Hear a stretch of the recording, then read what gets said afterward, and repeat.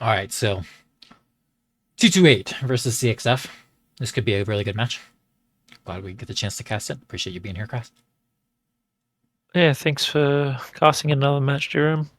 This is basically the title fight for Div B. Clan Crossfire is currently first, 4 wins, 0 losses.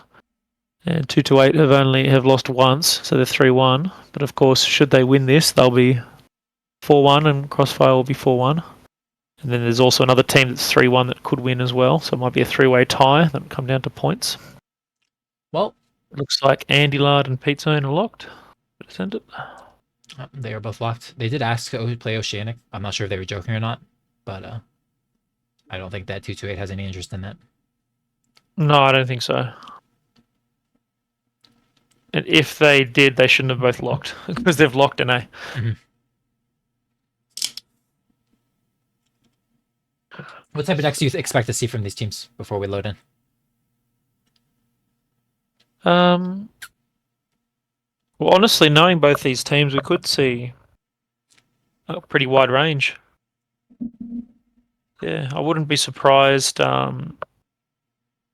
with full brawl or full receive. Honestly, they're pretty flexible, and neither of these teams are really known for one thing or the other. I'm hoping that we see some diverse strategies. I don't want to see five brawl rush. A couple of brawl rush mixed in would be nice, but not every match. But we'll see. Well, you know what can actually be interesting is when it's brawl versus brawl. If both teams scout each other early, because usually if you're coming into the other team's brawl, you're gonna lose. So you can sometimes have really interesting standoffs when it's brawl versus brawl if both teams scout. I actually always enjoy watching that. Like, yeah, that can be fun. How teams adapt to going from okay, we're gonna run at them no matter what to like, oh wait a second, maybe we don't want to run to those catapults even if we have catapults. Yeah, you don't want to be the first one to go around the corner while they sit there and wait. Yeah, exactly. The gun pointed to where your head's going to be when you turn that corner. Here we go. So we see 228 with a Hatchetman Tinman, 2 Bushwhackers, and 3 Osiris 1Ps. So I'm going to guess that, yeah, machine gun and medium pulse. Okay, so yeah, this is the brawl versus brawl I was talking about. I love the Oxide pick. It just got buffed recently. It's incredibly strong to drop 1. So I'm looking specifically at the Oxide. I want to see what's damages at the end. Trebuchet 3C is very interesting, but man, does it zoom in. I don't know if it has speed work or what, but it's going really fast. I like the decision to go up here and scout. Lorm's taking a look. Yeah, I've also got two SRM6s and 4 smalls on that Trebuchet, see? I'm not sure if they scouted. I don't think Lerm saw. He didn't look like he saw. I'm gonna grab this cap. Phoenix Hawk 3Ss have 2 heavy machine guns and 3 medium X pulses. Yeah, I do know that has really strong quirks. I remember Vile last year using something similar in ISC. 2 SRM 4, 2 SRM 6 for the Oxide. Pretty standard build, I think, for that mech. They're all coming down, looking pretty grouped up as always. Do they see them? They don't see them. Turn. Yeah, they must know. They must know. Someone just got shot. Captain K got shot. No? Okay. Okay, well, Crossfire, they definitely scouted each other. I think Crossfire has made the decision to try to receive the enemy push back here. Again, see, this is super interesting already because this brawl versus brawl, you can see that you can see 228 is holding off. They're not just like full sending it in, right? Like they normally would with a deck like this. Yeah, they're waiting. Yeah. Both teams recognize like, hey, maybe it's not a good idea. Yeah. I know they're dropping now.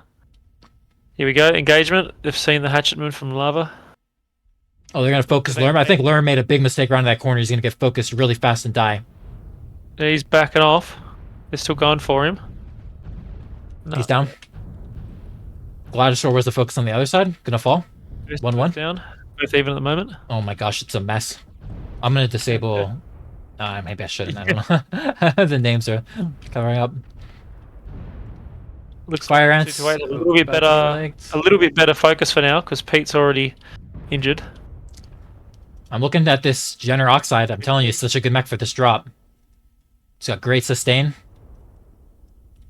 It's really tanky on the legs. Good damage here. 4-2 now. I don't think it's going to be enough. Yeah, I don't think so either. I've been watching the core for a bit. He seemed like he wasn't sure what to focus. He does get one more. I love the Oxide, but I don't think it's gonna be able to clutch a 1 versus 3 scenario. Not against 3 Osirises. Yeah, machine guns Yes. a little bit too much. But you can see how long it's lasting. Those legs have so much armor on them. But yeah, it does go down. Yeah. Definitely a lot more interesting than a normal like one team receiving, one team brawling, in my opinion. Or it was interesting how the teams decided to the Crossfire's decision to kind of wrap on the back of the map and then like go up to the high ground, but then drop. Yeah, I honestly felt it would have been a much better move for those Phoenix Hawks. They've only got 3 medium poles, but I'm sure it's heavily quirked. If they had stayed in the high ground and just shot their legs a bit as 2-2 were coming in. Absolutely, I think they had more range, even even just slightly. They could have forced the enemy team to funnel up onto their high ground. Instead, Lerm rounded that corner, and you saw him get picked so fast. And in my opinion, like Lerm's probably their best player too. You never want your best player in front getting picked like that at the very beginning. Yeah, and I mean, instead of just the full brawl 3C, they could have put Lerm in the standard laser trebuchet and kept him at the back. Yeah, but still capable of doing a lot of damage, but could have pulled extra range as well. Interesting drop though, nonetheless, in my opinion. I think that both teams definitely could have played that differently. 2-2-8. I think that they had good focus fire and they made a good like split second decision to just go in and focus that trebuchet when they saw on the low ground like that around the corner after it peeked out. It was a good decision. So Forest Colony Classic we're moving on to. Here we go. I don't have to change team sides. But now, in my opinion, this is where it gets a little bit more interesting. Much heavier drop. So there's a lot more room, I think, to take traders. Especially on a map like Forest Colony Classic. Even though it is a map that you can roll very well on. Hold on one moment. I'm going to unmute the stream just to make sure that the audio is working. Good idea. Alrighty, looks like we have a mech from... Oh, I'm looking at the wrong MWO leagues. Okay, that would not be good. Yeah, I can hear myself. Oh, it's working? Okay. 4-1 and... Yeah. In that case, let's continue where you were talking about the traders, how you have much more room to bring them.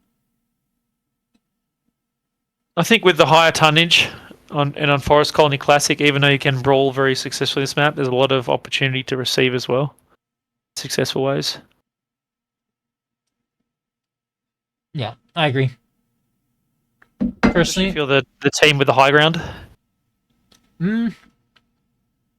Actually, I think both teams have really good opportunity to receive.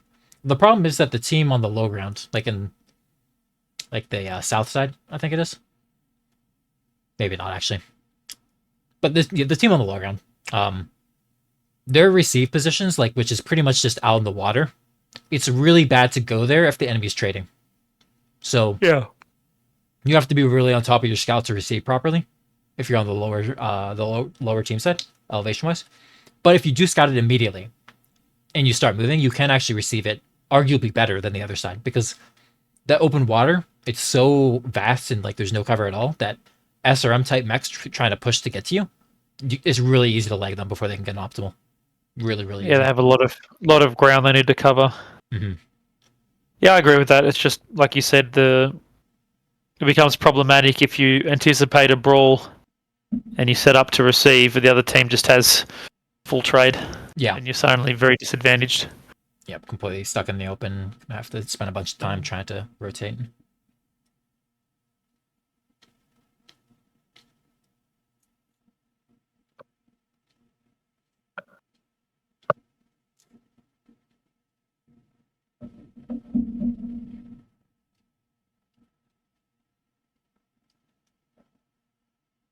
Okay, so Andy Light is locked at 400 tons. Nothing surprising there from a first glance.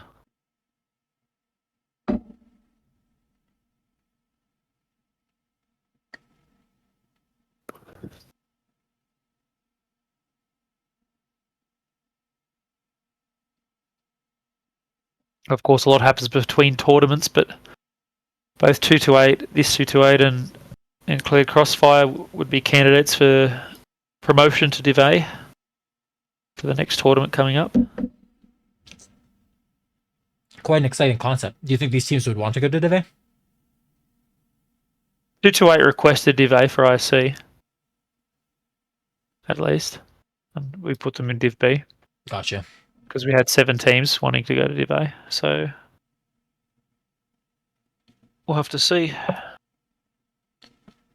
Crossfire did have a period where they wanted to play Div A.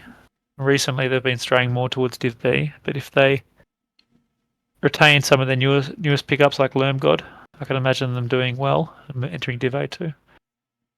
Yeah, I agree with that. Return locked, enlarge locked. The thing about Div A is it's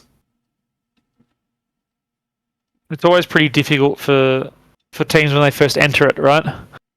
Like there's a bit of a step up. Yeah, a lot of those guys have been playing since the beginning as well. Like they have so much comp experience in Div A. Yeah. So 228 played this 228 played Div A all last year. And I think they came last in every one they played. Which is part of the reason why, we decided, hey, like, well, they've been asking for Div A, they want to compete at that level, but they've been struggling. Let's put them to Div B and then see how they go. I absolutely love some of the picks I'm seeing from these teams. JZ, 5 ER large, 2 light gorse. Man, you can see that honestly both these teams like being very not greedy in a lot of their picks, like Lermgau's and A1P. 4 large, 2 Gauss. The reason why you'd run that, because you have to put the Gauss on the different side, like different arms. The reason why you'd run that and only use 4 large instead of 5 is to have more sustained DPS against the push. So Yeah. probably only TC1 as well, I'm guessing. Yeah, I'd imagine so. It'd have to be. They've got Gorse ER large Corsairs as well. Pete Zode's also 4 ER large, 2 Gorse rifles. Mm-hmm. Like I think both teams have the tools to stop a push if they received it properly, and so they weren't too greedy with their decks. So it looks pretty even to me, in my opinion. What is on Captain Cat's Vulcan? 3 medium X pulse, 3 heavy machine guns. Okay. Now look at this skirmish on not Theta but Kappa. Both Yeah. ultralights looking to get that cap. Neither are able to get it. Good control for both teams to prevent those lights from getting on the cap. But both lights playing it patient and not bleeding for it, which is honestly pretty impressive to see. Oftentimes you'll see even in Div A where a sleep out will go for it. He's on it, but he's off as soon as he's on it. Realizing it's not good. His name is Fire Ant, and he's piloting a Fire Ant. Yeah, I did notice that. It confused me for a second there. I was like, wait a minute. Fire Ant's such a good pick, though. It's really great with the mask to dodge shots and get these caps. It's better than any of the other ultralights, in my opinion. He does squeak it. Yeah, it's perfect. In and out, just like that, and bam. Suddenly, 228 has a good advantage now, getting that Kappa cap. That's hard to flip. Definitely. That Lava back in the background with 2 Gorse, 3 large. Fight against the opponent, Nikora, with 2 Gorse, 3 large. I think with a big TC. It's a slight trade advantage for CXF, in my opinion, just because that Bull Shark, it doesn't have any range quirk. And since he's running at ER medium, where is he actually? Yeah, you can see him pushed up further. He's ER medium, ER large, so there's no way he has a big TC on it either. So like he's outranged, and that's why he's pushed up. So slight trade advantage to CXF. So they're gonna need it if they want to get Kappa back. They're gonna have to take it slow and win the trades. Yeah, it looks like they've pushed both their Annihilators out to water. They'll probably have to progress in water, I imagine.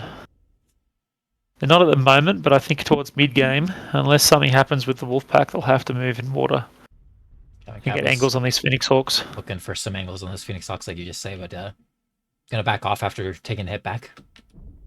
Not open or anything. He and Lousy have to be careful. The Blackjack 1X is very powerful, but you don't want to look too much with the Blackjack 1X at their enemy assaults. Yeah, I think he's making sure that they don't get any more on Kappa, to be honest. He's gonna look to punish that flea if it tries to get more cap, and that's pretty important because they're gonna have a small window where that Locust can get on it later, probably. And the more of that looking cap. to get a flanking shot here with the Phoenix Hawks. He's got a DPS build, not an alpha build though, so he's got to be pretty careful here against these Phoenix Hawks. I didn't even notice that he didn't have snubs on that. That's gonna make his life really difficult. He's gonna have to play this game super patient. but he's just that's spotting why for I them. called out his build. Yeah, he's spotting them, and he's not shooting because he's just. Oh, Oh, they're now he's still shooting. shooting. He's turning. I think he made the call that he was it was a little bit too dangerous to be there, so get some free damage before backing Yeah, off. just get a little bit of damage and then come back in. And the Locust has taken that opportunity to move up as well. It's got Overwatch from the Annihilators. The Annihilators are still just trading. Pete's okay, 83%, looking a little bit fine. Lermgod's fresh, basically 94%. Andy Lard taking a bit of damage there. His side torso is open now.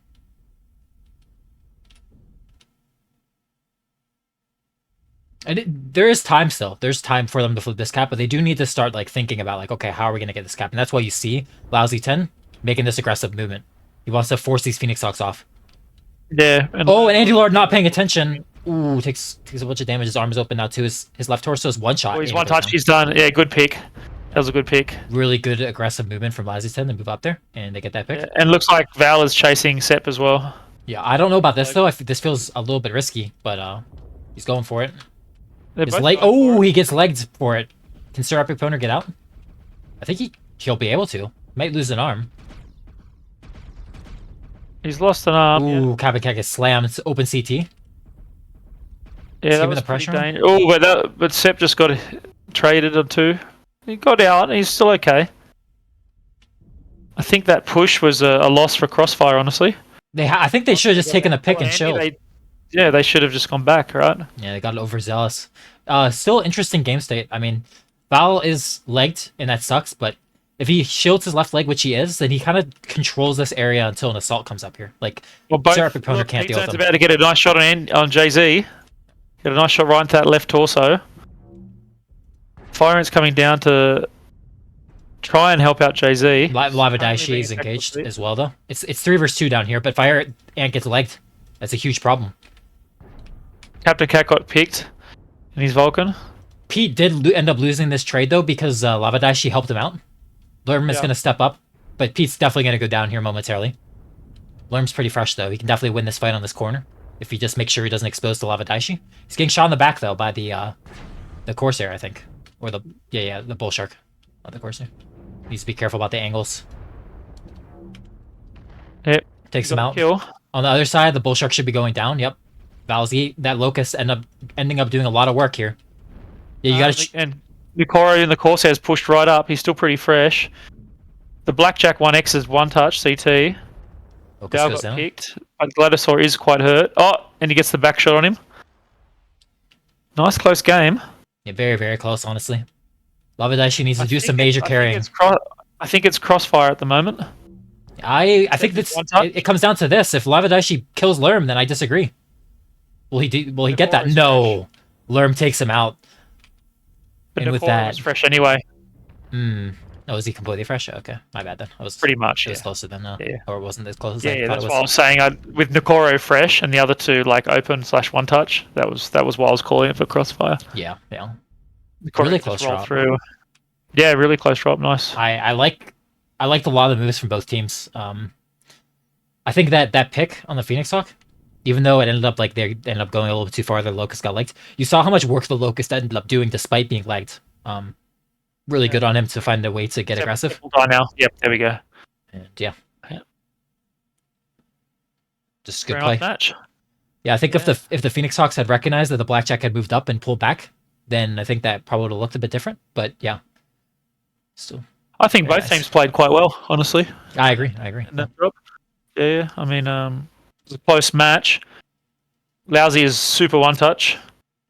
So it was basically Crossfire won by, mostly one mech. The Nikora and the Corsair was pretty fresh. And there you go, there's Lermgod farming 700 damage and Jay-Z doing the Jay-Z same. matching him. Yeah. Nice. I really think it's like Andy Largan picked. The damage just kind of showed too. Obviously, the Fire Ant didn't get that much damage either, but that was mostly a capping mech. Yeah, it did its job. It could have done a bit more damage though. Oh, definitely. Yeah. But yeah, I think maybe a little bit overzealous running to the water to try to support his assault out there. Yeah, Probably should have helped in land. I think you just ignore the Annihilator push. You sell Jay-Z into to the corner, and then you clean up what's inside. Yeah, because if he had been with his Bull Shark, that Locust would not have done very much. He could have killed that Locust super fast. And Yeah, well, the Locust was legged at that stage as well, right? yeah, exactly. So then they would have mopped up the Yeah. Locust without the Bull Shark getting taken. Like I think it lost like 30% to the Locust or something. Yeah. And then yeah, maybe it looks different. Hard to say though. That's always a hard call to make. Always a hard call to make. Oh, definitely. And that's what makes, especially the ultralight mechs, one of the more difficult things to use because it comes down to the split decisions that you do make. They can have a huge impact. Okay, so I've got to switch teams now. I believe it's 1-1 now, right? After that. It's 1-1 now, yep. Yeah, very exciting stuff. There we go. Teams are switched. Yeah, I honestly can't say I favor either of these teams after seeing these two drops. Like they both seem pretty evenly matched, to be honest.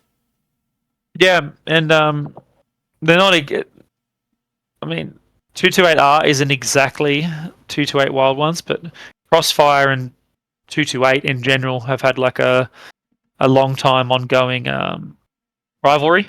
I So can see why. yeah, so 228 Wild Ones at least, which Jay-Z was the team leader. This is no longer the exact same 228 team, but they've always competed over the years in the Oceanic region. Yeah. And a lot of the 228R guys are Oceanic. And Crossfire is obviously one of the long-standing Oceanic teams. It does have a bit of grudge match type of to it, and the top of Div B, and potentially, as I said, may well impact seedings for the next tournament. Yeah. In the case that Mantra gets regulated down to Div B, and one of these teams is most likely to go up in that case.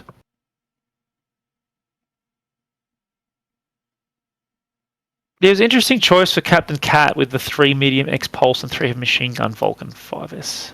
He actually got pretty good work in it, but yeah, I don't actually think it was an ideal pick, to be honest. Maybe again hedging your bets against the push. Both teams definitely seemed like they had enemy brawl push in mind when selecting their deck. Like, can we respond to this? How will we respond to this? My guess is the Vulcan was. All three of Crossfire's mechs had Gauss rifles. Yeah. And I'm willing to bet that all of them had cooldown nodes in the skill tree as well, just to max the same DPS a little bit more. Yeah. Exactly. Yeah. I definitely, like I said at the start, shoot, like, CXF had a slight trade advantage, but both teams definitely were able to stop push with their decks, which is what I like to see. I don't really enjoy when a team just like full gambles. Obviously, there's like a mind game element to it, and especially if you're the unfavored team, like if you're trying to punch up, then it makes a lot more sense to gamble. But if it's like an even matchup like this, I definitely prefer seeing both teams respecting the other team's ability to brawl push and taking a more balanced deck. Yeah, and I think that's exactly what they did in that drop. Yeah. They didn't lean full into like, let's go just completely trade and forget about it. If they're brawling, we just auto lose. Both have gone, you know what, we need to be able to trade, we need to be able to receive, we need to be able to get the caps and hold them. Yeah, really good stuff. Nice to see. Crossfire's locked at 395. Although this tonnage, having that 5-ton deficit, I don't think matters too much. Sure, they could do either brawl or trade with that tonnage without an issue. Yeah, I think it's the first drop really, where the tonnage, like even 5 tons is a huge difference. I mean, the difference between a commando and a flea, in my opinion, is massive. It's just one example. So for these drops though, 5 tons doesn't mean anything. Some people say the Vulcan's better than the Phoenix Hawk, for example. Yeah, I think that sort of stuff comes down to where you want to use it.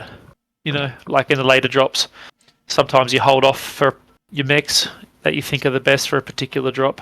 It's also like just comfort max for some people though. Might be like, okay, well, that's true. I'm more comfortable in a Corsair than an Annie, so I'm going to take the Corsair for trading. Yeah.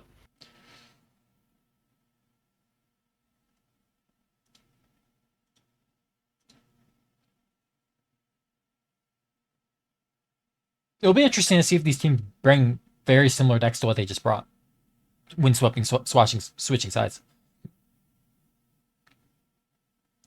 Well, yeah, they could just bring, for example, Crossfire could bring basically the same deck. Instead of 2 Annies, take 2 Corsairs. Yeah, they could. Yeah. And run the same stuff. Just run it back.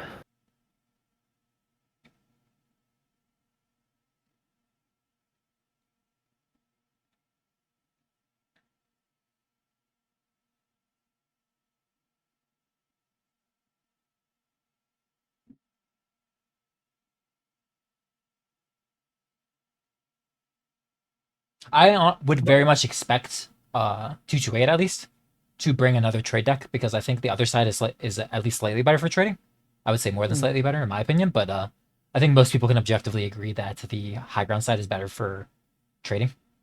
Yeah, I would agree with that. And Definitely. so if you're bringing a trade deck for the other side, then I would expect that you would want a trade deck for the side that's better for it, you know.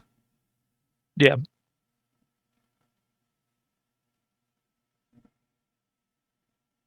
Well, 228 are waiting for one pile, and they've got currently 380 tons. So I wonder if the the part coming in is just a 20-tonner.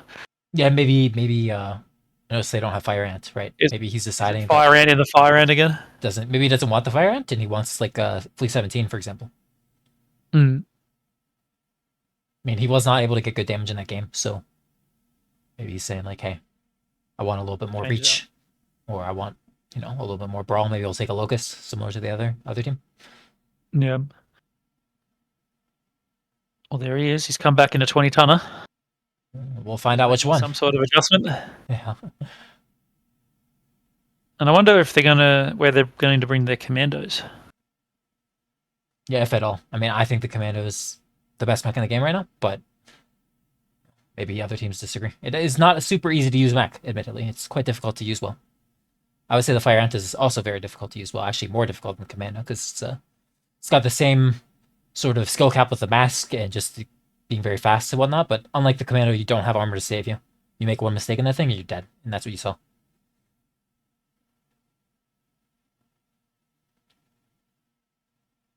An objective best mech in the game, but it's definitely up there. The Commando I'm talking about. Yeah, I mean it's a matter of opinion. Surprised if they don't take it. I mean, now's the opportunity where they could take it, but I don't think they have, given that Fire Ant came in at a 20-tonner. Let's have a look. I see another Annie in the Corsair. Well, yeah, exactly what I said. So it looks like Crossfire have gone the Annie, Lermgod's in the same mech, Nakora's in the same mech, 2 Gorse, 3 are large. Pete Zone has just changed his Annie for a Corsair. Lousy's 10 is still in a Blackjack 1X, Laser Vomit. Val's in the Fleet 17, and Captain Cat's in a Vulcan 5S. Captain Cat's Vulcan 5S has 1 Ultra 5 and 2 Light Peeps. Okay. That's an interesting build. Quite. Very interesting. All torso mounted. I can see it. Yep. I don't know. Remember what the quirks are for exactly. I don't think it's probably ideal, but definitely can catch people off guard. I wouldn't say that he can't do well in it. Yeah, for sure. I just want to point out the Fire Ant did have its weapon swapped. It went from mag to light machine gun, medium laser, so a little bit more reach. Yeah, range. Yeah, to scratch the cap as well. Mag shot for the Vulcan and Andy Lard, and then they've got Lava is in a longbow with 8 smalls. Only 4 are large on the longbow, not 5. And look at that early Kappa. With the better side for trading, they really utilize it. Immediately get Kappa. He honestly should. He's overstaying his welcome a little bit. Get out of there before you get slapped. Doesn't get off. And now, I was gonna say he has the perfect weapons to deny the cap now. Fire Ant. Yes. So yeah, very good. This quite aggressive movement with the Crusader. I don't really agree with this. I don't like putting the Crusader in the water like this. I feel he's just not the best place to pop tar from, and it's really easy to get trapped here too. I'd much prefer if this Crusader was on Radio Tower. Yeah, I think so as well. Yeah. So it has in Radio Tower would have a much better opportunity to use its 12 small lasers, because a 65 tonner with 2 peeps, even though they're high mount on the Crusader, it's not that much weaponry. Yeah, honestly, it's just kind of like for pop turning purposes, it's just worse than an arrow. I'd much rather have an arrow for pop turning with 2 peeps. Yeah. Yeah, or you could just go for one of the 3R PPC sort of heavy if you want, like the Grasshopper, a bit more power. Yeah, so Fire Ant's gotta be careful. He doesn't. I mean, like he's got Andy Lard chilling over here on Radio Tower, but it's not a lot of support. Like his mech is really terrible in a brawl. I should say Fire Ants. Like the light machine guns and ER mediums, it's not a lot of DPS and it's spread, and you have to stare. So it's really easy to get owned. You can't use the mask when firing this as well. So they can't really fight the Fleet 17 and Vulcan 5S here, in my opinion. They kind of have to yield the Radio Tower, which is a huge problem for them. Yeah, they've just had to back off here. There's nothing else for them to do. Whereas if they had the Crusader, it'd be the complete Yes, opposite. exactly. Catholic and Val would have nothing to do. I mean, I feel like he would take some damage, but like you see Seraph opponents taking damage anyways. I really feel like he should try. Bail out of here, go radio tower. It's not too late. Just move around. Yeah, he's got orange right arm and right torso, so he's okay. But Nikoro's getting a nice angle on them. Yeah, and you can see like really sort of starting to shut down. He's gonna start just like trading 2 peeps or like 5-year large 2 goss or 3-year large 2 goss and not even be able to pop tart if Nikora presses that corner too hard. Okay, he's actually gonna take the opportunity. Nikora backed up. He's gonna go to boat, but I don't know about this because you have this. Bigbane's right open torso already in the Corsair. Val going in a little bit. I wonder if he's got XL. If he's got XL on that Corsair, that's a big problem. Yeah. Could be. It's not unreasonable to think it could be. Yeah, some people like sell their Corsairs because generally you get CT'd in that, but not the case this time. Yeah, it's relatively XL safe. At these ranges, it might not be aware. The enemy might not be aware they open that side torso. They might not be sure if they're hitting it. Some pilots are better about that, like keeping track of what they're hitting than others. Step is going back with the Crusader. Yep, he's leaving. Still okay. Yeah, I think he's bled a lot. He really should just build a radio tower. And Lousy, once Lousy gets up here, okay, they're kind of taking this fight. Fire Ant. Yeah. Oh, they legged the flea. They legged the flea 17. That's huge. I'm not sure. I missed that, but Lousy's wrapping this corner now, and Fire Ant also, well, not quite legged. He's almost legged. Yeah. They got the flea pick. Lousy's waiting for the shot on Fire Ant. Ooh, who doesn't take it? No. I think Captain Cat stepped in front of him, so he couldn't take the shot there. He got blocked here. Oh, like Flea got legged. Flea got legged by the traders trying to run across. He's going to waddle to safety, but obviously a legged Flea like that is not nearly as strong. Now, at least he has range, so maybe he can help. He can find some use still, but yeah. Pretty even still, despite it being them making up a kill, because the other Flea's legged.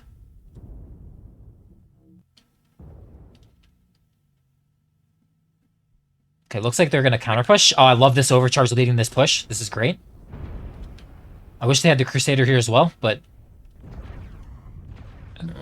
The overcharge is open, but... The small lasers are so good in this situation. Yeah. Captain Cat's bailing out and leaving and selling the blackjack? I don't like that at all. I feel like they had a good pincer bad move on both sides. Why? He's just completely abandoned him. Like, Lousy's not even open. Why would you abandon him there? He could be getting back shots right now. That's a game-losing play, in my opinion. Yeah, definitely. Yeah, Lousy does what he can, but yeah, just completely sold by his teammate. Yeah, I don't know if that was the right play to do that. It was not the right play, because he could bail out at any time. Him bailing out then, or after his teammate died. Maybe you can maybe you can keep your Vulcan, but if you're down 2 at this stage anyway, I think you've lost. So I think that you had to win that. Yeah. Or at least trade... 1 for 1. I think the biggest thing is... Selling that mech is just a lose no matter what. He didn't gain anything by leaving right then. Look, he's going back there right now anyways. And he took no damage anyway. It's like, he could have left after his blackjack died. The whole time. Yeah. I just don't see the... see the logic there. Well, he's going to go in by himself now and try to pick this overcharge. Pete's moved up and he's getting rid of their mech. He's not shooting his UAC. I'm guessing it jammed? His legs are both one touch. He's legged from the Crusader. Yep. Crusader's open. They're running out of time. Lerm's got to push up. I feel like he should have pushed up earlier. He's just still sitting at the ship. Look at the caps. Yeah. I mean, you have to try. I feel like he could tuck himself into this corner over here. Maybe. He's got an open right torso, but being an annihilator should be still fine. Isolate Poner, maybe try. I just feel like they're out of time, right? Jay-Z's halved. GLaDO's open CT, but they're losing the Wolfpack. Yeah. Captain Cat's still alive. With that one shot leg. Doing the best he can. He's making it work at least. Yeah, Lerm finally gonna push up here. He's forced GLaDO down. And so he's gonna try to pick this Crusader. He's only got 3 large, 1 Gorse. Yeah, not ideal, but maybe enough to do something here still. Of course, there's open CT. Yeah, Nikora's still way at the back. Nikora needs to move up, honestly, and just get some kills. That Corsair, he missed his shot and opened the side torso instead. Probably not Yeah. going to be able to win that trade anymore then. Yep, his side torso at the He's surface. open CT, side torso as well, so he'll have one ER. No, he doesn't even have an ER large in the CT. So he's not gonna have left. That has to be a mistake, right? Not to have an large in the CT with a standard engine. That's like Lumpy. what do you call it? Like the OCD of having it. Oh yeah. Even oh no. Well, coming back to bite him. That is. I kind of miss what was happening Yeah. up here. Pete Zone isn't so deep here, but not able to get live at Daishi. And turns out not XL Yeah. light engine. Actually, somewhat Yep. fresh despite despite being half Yeah. here. But yeah, he's gonna get reared in a second, I believe. Yeah, I mean, look how damaged 228 are. Even though it's 6-0, that was much closer than like it would appear from just 6-0. Yeah, absolutely. I really think that. One touch. JC's halved one, like maybe not one touch, but the flea is legged. Yeah. Yeah, I really feel like if the Cabin Cat would have stayed and fought with that blackjack, that maybe this game was winnable. I definitely don't want to pin on one person because a lot happened in that game, but it just that was the most curious decision. The damage numbers are pretty... I mean, Captain Cat did 500 damage in that Vulcan. I have no doubt. He lived for a long time, and he was getting a lot of free shots in there. But like again, I question him bailing. Lerm doing 850, Nikora doing 550. Pete Zone only doing 400 in his Corsair, and both lights doing sub 100. Yeah, pretty even though, like you said, and you can see that Crusader only 241, despite obviously living the because entire he's game. just sitting there using two Innisphere peeps with no quirks. I would definitely say the two biggest mistakes of that game were going there with the Crusader and Captain Cat bailing when he did on the blackjack. If I were to point to like two really obvious things. Mm-hmm. Very, very close though. I love these drops. This is definitely worth casting already. So now it's in CXF's favor, right? No, other way around. No, 228. It's 2 drop wins to 228, 1 to Crossfire. Yes. So of course, it would be nice for Crossfire to win this one. So we have a final drop deciding the winner of Div B. Well, I have to say, unfortunately, I do think that these teams are evenly matched enough that team side does matter, as I think saw demonstrated on Forest Colony. We mentioned how like the one side's better for trading, and both teams narrowly winning on the side that's better for them in a trade versus trade game. Yeah, I think Team 2 on mining is going to be better in general. Yeah, so it might be a bit hard for Crossfire to win it. Yep, uphill battle now. Yeah, it'll be interesting to see if they change their strats rather than just go, a similar drop deck, both of them. If Crossfire will realize this and do something about it. Yeah, I feel like it's kind of hard to do anything about it on this map though in ISC, because a lot of the stuff that would allow for more flexible strategies on Mining Collective, it's Clan, because IS mechs in general there's less choices for jump jets than Clan. Yeah. And you kind of need jump jets to make any sort of aggressive play on this map, in my opinion. Yeah, I mean, you could even do things like bringing a learn mech on mining though, stuff like that. Like if you think they're going to take the high ground in T2, you could go for something, some sort of far out strat. Maybe look for the pick if you think that you're going to be unfavored. Well, I think both teams have used their Annies, right? No Annies left? Both the Annies are gone. Oh, yeah. I want to say at least one team has used all their Annies. I No, I think 228 has one left. 228 has one left. Or two. 1 or 2 left. Crossfire have used all their Annies. Okay. They're all gone. Have we 228 seen? I think have some left. Have we seen these stalkers? No. I know Jay-Z likes stalkers. Yeah. I feel bring one here. He likes them, but he's a competitive person first and foremost. So if there's better mechs for the job, then he'll take them. I do think that a stalker actually has a place on Mining Collective. I wouldn't want a full team of stalkers, but one mech to control around Theta when you're team 2, I think could be very, very strong. If you want to push out more aggressively, you don't want to play back on laser vomit. Yeah, exactly. Exactly. Yeah, I'm just watching on the stream. Captain Cat bailing from this fight with the blackjack was really a time when he needed to stay and shoot those mechs. Mm-hmm. That could have made all the difference, honestly. because they had such a beautiful crossfire. Like you saw Labadaishi and Andy Lord kind of stuck on each other in that choke. They couldn't really go through Yeah. without worrying about back shots. But then as soon as he bails, Lousy's just completely screwed. And I feel like Lousy ran over there to get that crossfire, right? That's what it seemed like to Yeah. me. And so Exactly, that's what he did. Yeah. a miscommunication, and he probably feels like he got sold out. But hopefully they just brush it off. No time to be bickering Yeah. amongst teammates. Yeah, and I still stand by what I said that, you know, even if they lose that Vulcan there, I think they needed to win that anyway to win. Mhm. So retaining that Vulcan, yeah, and make, you know, it's useful to have it, but I feel like they needed to just stay and keep there. Oh well. Oh. Yeah, I completely agree. Crossfire is now locked 450. 228 are almost locked.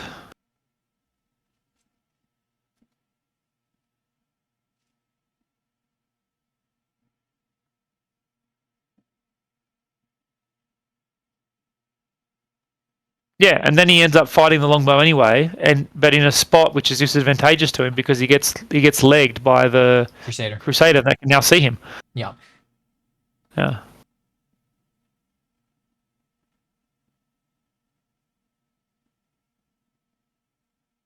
They are both locked. Okay, they're both locked, both 450. Let's go. Some really nice matches so far, though. Been enjoying them. Quite good. I think is it CXF that hasn't used any bull sharks? One of the teams has not used any bull sharks, and I think that is a very good pick for this map because it is one of the few assaults that has. Yes, there was one used on one side of Forest Colony. I think it was. I want to say it was 228 that used it. They put Labadaishi on one, I believe. Yeah. Blazer on one. Yeah. I'd be surprised if we don't see any bull sharks here from either of these teams. Just say that. I think you will see the rest of them here. Yeah.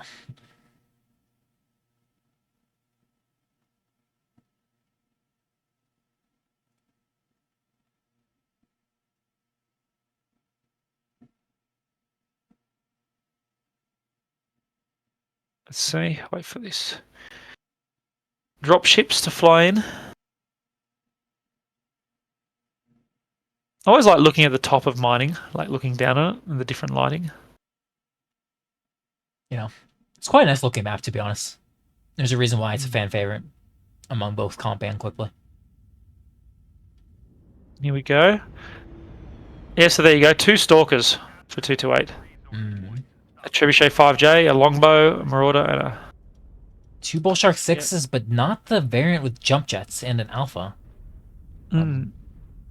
CXF here. Okay, well, a 4L going high for 228. And then mid-vomit, basically, they've got.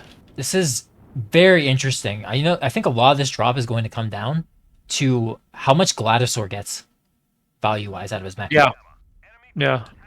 Because I think that 2 heavy PPC, 1 silver bullet Gorse for the heavy metal. Interesting. I really think it's going to be a matter of, Clan Crossfire is going to have to end up pushing somewhere with these bull sharks, with these Daka bull sharks, and in the alpha. And I think that if Gladisaur is not able to get good shots and get good value out of his mech, then they are going to just be able to out DPS and crush the 228. Lerm God with the based rocket launchers. Does he? He's got 4 AC5s, 2 light peeps on the alpha, and then 2 rocket launcher 20s. Not bad. Yeah, the 4 AC5s, even though I know it has great UAC quirks, with the velocity that you get running with the 2 light peeps, it's very heat neutral, and you have a nice punch to punish things like pop stars. So I understand why he's running that build. Yeah, it makes sense. So not getting Theta yet. Andy Lard's going to go for it now, but they're trying to stop him the best they can. Cabinet Cat running a more traditional Vulcan this time around. Yeah. Well, it makes sense of this map. Yeah. The stub mags, it's a very strong build.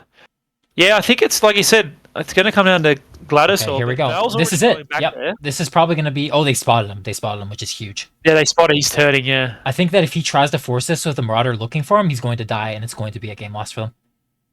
Sometimes, you have to... Here and he gets picked. He's...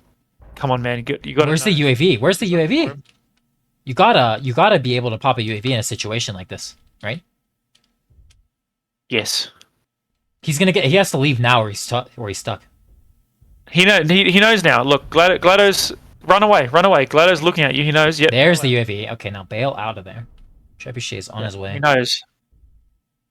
Oh, he popped the second UAV. He's going to try to stay here and be annoying and harass, which makes sense because they're pushing over the top. Oh, it's a good play to try to keep that Marauder busy for his teammates. And the 5J's out. They're just sending it through the middle. Yeah, I'm going to try to keep both in mind here. The Osiris is going to try to keep both those two mechs back there busy and survive. Yeah, and Captain Cat is going in to distract as well. He's just shot GLaDO in the back, and he's actually hurt his back quite a bit. Yeah, Captain Cat taking quite a bit of damage himself, though. His side torso is open, which means he's one shot away from death if he's not careful against this 4L.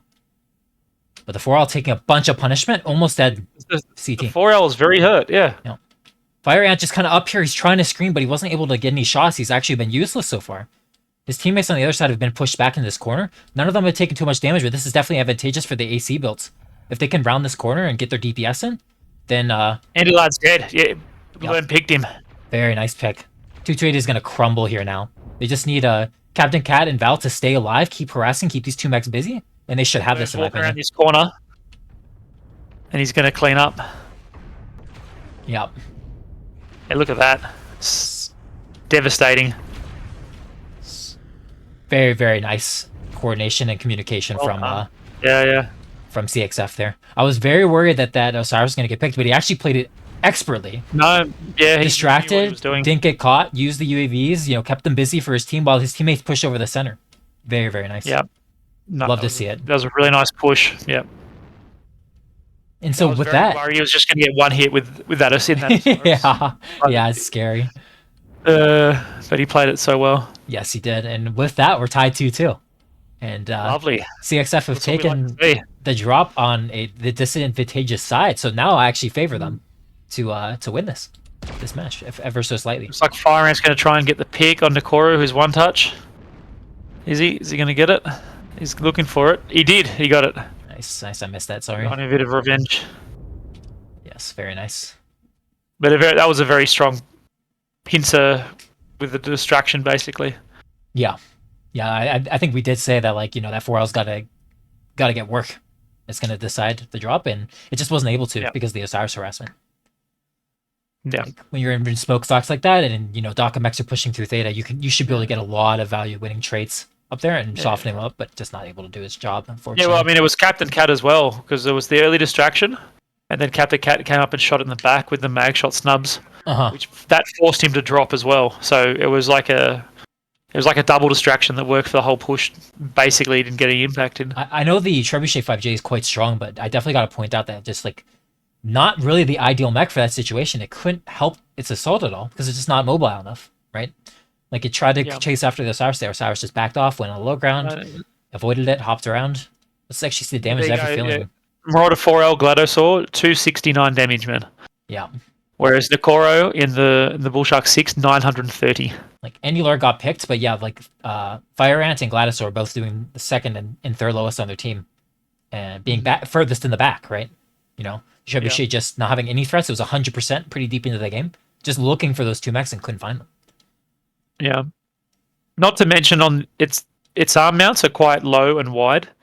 So even though it's got arm mounts which are nice, for moving around and looking down elevation, it's actually a lot of spots up there. It's difficult to shoot all your weapons because you've got buildings on either side up in stacks. You've got a lot of low ground. You've got multiple levels, and you can't actually shoot down very easily with that mech. Yeah, it's just not a mech I would have brought, to be honest. I mean, maybe it could have played kind of where the Hellspawn was playing, and if maybe it and the Hellspawn should have switched positions. To be honest, I don't know, but yeah. I have to switch their positions now, right? Don't I? Yes, you do. Okay, let's do this for our final drop here. So this is this one drop is to decide Div B. There we are.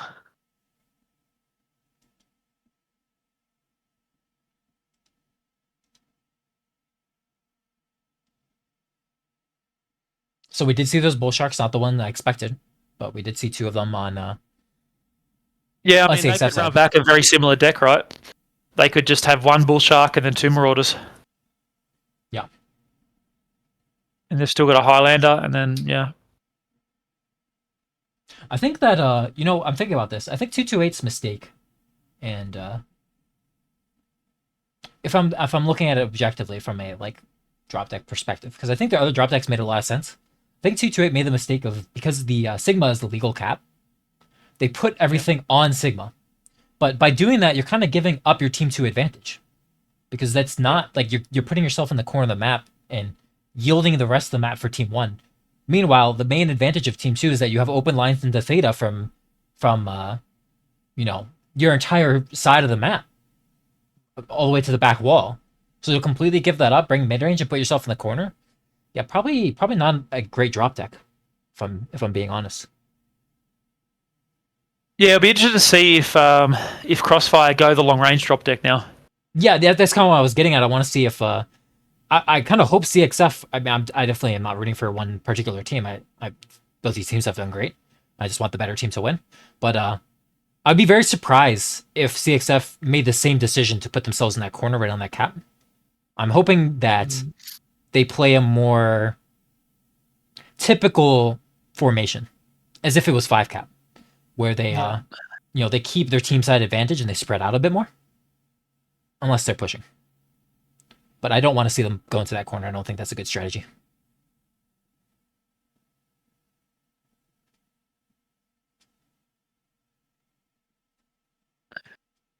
Really exciting match so far, though. Yes, very. Enjoying it. Lots of work from both teams. I feel like they haven't. They've had good strategies both times.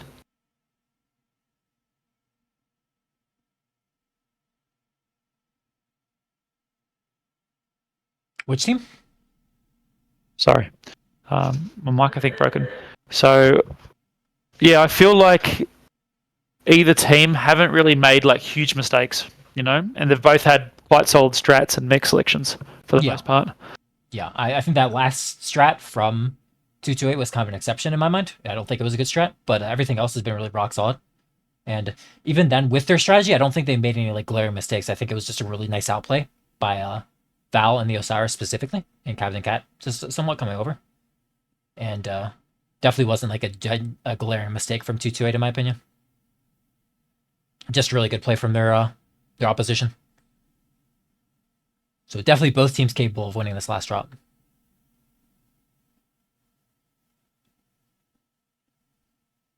Andy Lard locked. Yep, 450, can't really see much from there. So let's looking at the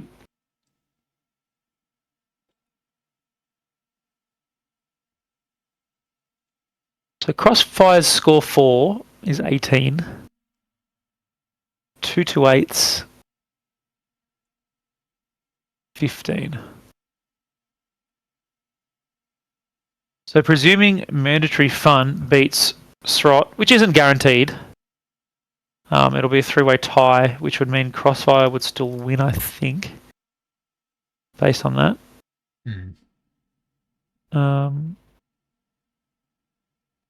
But funny enough, if mandatory fun lose and 228 win this drop, then 228 would win, because it wouldn't matter about the actual drop wins. It would be pure like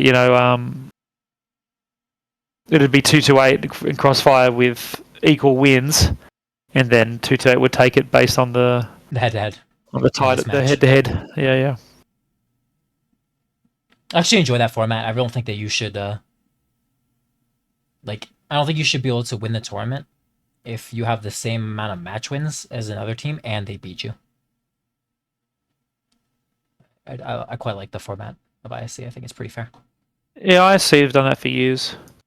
Most of the other tournaments do it by just total drop wins. Yeah, I don't like that. I know some people do, but I prefer if like the match is more deciding. You get great situations like the one we currently have where it's like, close match and it comes down to this last drop. Both teams have fought really hard. Yeah, nice. I think I can see the positive and negative of both format.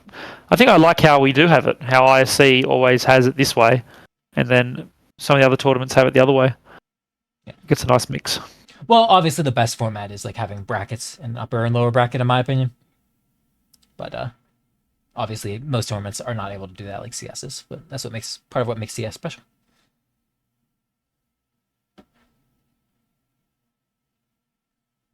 Yeah, I mean, when you have brackets, most of the time you'll have teams with a large variation of how many actual matches they play, right? Mhm. So, which I don't think is always great for, these sort of mid-year comps where people just want to play more games. Absolutely. Yeah, I definitely don't think it Yeah. would fit super well here. They are locked. Both locked 450. Let's launch it. Div B, deciding drop now. Just want to go ahead and segue real quick while we load in. If everybody's watching this and you play MWO and you haven't tried comp, give it a try. It's actually quite open to new people interested in joining comp. Obviously, there's an expectation that you have a basic understanding of the game, but it's pretty easy to throw in a recruitment post and find a team, and you can participate in tournaments like this at a proper div for you, and it's actually a lot of fun. Most people that play comp and MWO recommend it over quick play, so think about giving it a try. Yeah, and the lower divs, I mean, are full of even tier 5 players. So even if you're really new to the game, there's still going to be a place for you. Yeah. Definitely. True. Okay, here we go. So, will they use their team to advantage? Let's see.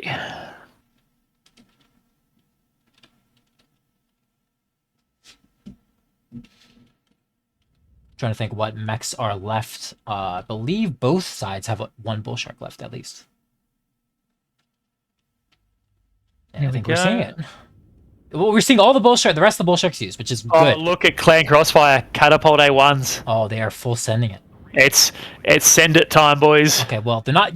Actually, they kind of are using their team side advantage because it is harder to receive a push on the other side. So I do like this. And Osiris, heavy machine gun Osiris, 6 SRM 6 Artemis catapults. However, I think that if you scout and set up properly, that you should always be able to beat this. But I don't think they have a good deck to receive it. Look at this. They got a 10p, Nightstar 10p, Ultra 5s, Ultra 2s. The Bull Shark AC5 Light Peeps again, and Lerm God's the same one, AC5 Light Peeps Rocket Launcher. Okay, well, this is interesting because it's not quite, large laser, small laser is okay against the push. The Stalker's MRM small laser. So that's kind of a brawl mech in its own right. Obviously, this Bull Shark 6 is it's DACA, it's good for receive. This Bull Shark 2 up here is not going to be great. It's regular. Yeah, no, it's ER large. Yeah, so it's going to be quite Stalker is 9 smalls, 2 MM40s. Yeah. So yeah, that could do work definitely. But look, just ignore it and go get some other stuff. Is there anything down here to pick? Only the 5J, not really. As far as trading goes, 228 should have an advantage in trading. CXF should have to push. So let's see how this plays out. I'm not sure how well both teams have scouted. Fire Ant over here on his own. I mean, the only real trade advantage they've got is Gladisaur with the 6ER large, 6ER meds. Oh, Pete Zone, be careful, don't... I think the AC Bull Shark is quite good as well, though. I guess both teams have. Yeah, but they've both got that mech. Yeah, you're right. Yeah, that's what I mean. It's not like a... Okay, well, Fire Ant is going to come in for rears right about now. He just shot down a UAV. Meanwhile, the catapults are pushing in on Gladisaur. I don't think he realizes that they're doing that. I kind of want to look at Fire Ant for a second. He's holding off on shooting. He just shot and missed his burn. But Lerm has to turn around and respect it. So Lerm is out of his fight for now. That's a big deal. Yeah, Val is gonna jump on Gladisaur here, forcing him to turn. Oh no, Captain Cat's in the death pit. Yeah, you never want to be down there. It's always a bad position to be. Is he gonna get out with his life? He is. For now, Andy Lard engaging him though. Nah, he's dead. Well, Jay-Z is almost down as well though. I'm not sure if you noticed, but he's halved and he's got smacked as well. Pete was owning him from the high ground there, I think, just in range. He almost got retorsoed. Yeah, Captain Cat actually got out and is shooting Fire at now. He's still one alive. touch. Does go down finally. He goes down. Okay, pretty close drop still. Pete dropped down, is getting fucked now. He's halved. He's got LFE, so he's still alright. Jay-Z working hard, but he's gonna go down. Getting it down. Yeah. Okay, Decoro and Lerm have to win this fight, or at least trade pretty even here. But looks like they're not. Wobbly. Okay, no wait. On this side, Lerm's just lost his light peeps. He's down to 2 AC5s. Okay, Val and Wobbly engaging here. I was just gonna go. Pete also gonna drop. Decoro goes down on the other side. I think it's 228. Yeah, Fire Ant's about to go down here though. I think. It looks pretty bad for them though. But they do get that kill. Yeah. Wobbly's red, but he's still. He'd only be LFE, so he's still got half a mech. It's fine. It's looking favoured at 2-8, but don't count him out yet. Val's got to do work. He's got to do big work in his Osiris. He's got to jump up right now. His teammates are dying. Let's just follow him. He's engaging Andy-Lord. His teammates are dead. He's trying, but I don't think it's going to pan out for him. 2-8 win. I have to say that that Stalker... Yeah, look, Lerm's called it. Look, we circled Death Pit. Ended up there anyway. Yeah. I think that the other thing I want to point out is I wonder if Jay-Z planned to bring that Stalker or if that was a reaction to what happened in the last match where, you know, the enemy was aggressive. Maybe he's like, you know what? I think they're going to be aggressive again. I'm going to take a Stalker that can take that aggression rather than a laser bomb at one. Because I think that if he had been in a traditional Stalker, I'm not sure this would have been, in their favor. Just one of the something else to point out. Yeah, Serapic Pona 852, four kills and that Bull Shark 6. Yeah, pretty okay damages for CXF. Nothing too terrible, but just less damage down the board. Very, very nice receive from 228. I would have liked to see them attack from the other side of alleys. Their side of alleys, and then have the Osiris come up and hit GLaDOS, or much the same way they played the drop 4. Yeah. I agree with that. But good games from these teams. Really close match. Congratulations to 228. Did you say that they've won the tournament because of that? No. It depends on the results of Mandatory Fund 2. If Mandatory Fund 2 win, I think Crossfire still take it. Ooh, okay. Well, because then it will be a 3-way tie with each team having one win against tied opponents, and then Crossfire win on the points. Gotcha. Not the points, the drop wins. Yeah. So they're crossing their fingers and hoping that. So it's Clan Crossfire on 20 drop wins now. Reapers on 18. Mandatory Fun are on 13, so they're out of it no matter what. But if they do win, then Crossfire will still be above Reapers, I believe. Yeah, it's love to see when the divs are that close. Really love to see it. Yeah, because Mandatory Fun lost to Crossfire, but they beat 228 Reapers. Gotcha. Yeah. Well, thank you for joining me for this cast. Very worth casting. Great match. Yeah, I anticipated it was going to be, so I'm glad we did end up casting it. It was nice. Saw a nice variance of strats as well. I mean, I can't remember if we were talking before the stream or like right as the stream started, but we talked about how both these teams capable of brawling. What I expected, and I said, I could see them doing both, and they did. Yeah, and you kind of saw everything. They are quite flexible. From catapult brawl pushing to Daka pushing to full control. Really, really interesting stuff. But that's going to be it for me.